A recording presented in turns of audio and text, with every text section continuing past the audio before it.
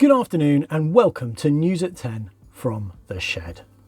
Firstly, some updates from our partners. We've had some really encouraging reports. Partners in Moldova running kids camps, lots of excitement and energy, and partners busy.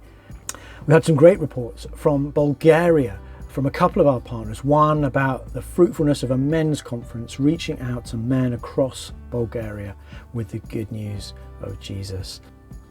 And then we've been hearing fantastic reports from partners in Bosnia and Herzegovina about a team from the States coming over and serving students among the university population there. In April, I was in Bosnia and Herzegovina, and I wanted to give you a little insight into some of the challenges that pastors and leaders there face. So here's a little video introduction to the town of Zenica from 10's partner, Dario Kapin.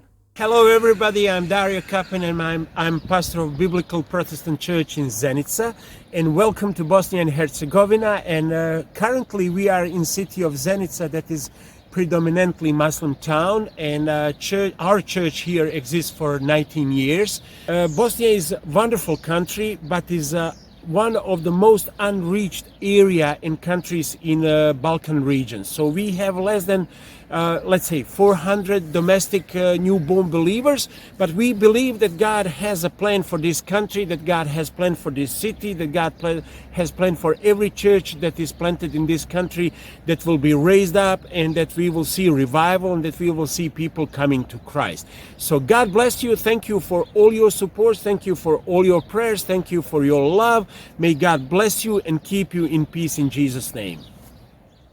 In the early part of July, Lucy, myself, and a small team of young adults will be going out to join the Good News Church in Split and help them run a kids camp. 30 to 40 children, lots of energy, I imagine, lots of activity. So please be praying for us. Please be praying for those young adults from the UK coming out to serve God during their summer.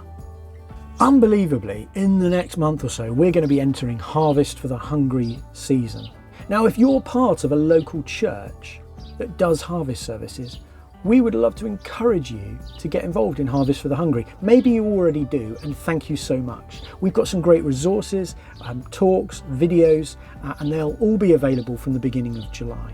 But if you'd like to know more about how your church could get involved in raising funds so that our partners can show God's love and share God's love through a food parcel, then get in touch with Melanie at the office. And just to give you a little taster of something, again, we'll share a little bit more about in a future edition. One of our partners recently told me about the impact of a food parcel that they gave out at the end of last year, as a result of which someone came to church. As a result of that, they continue to come even now, and they've invited someone else too.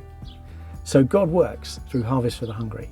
If you'd like to get involved, do get in touch.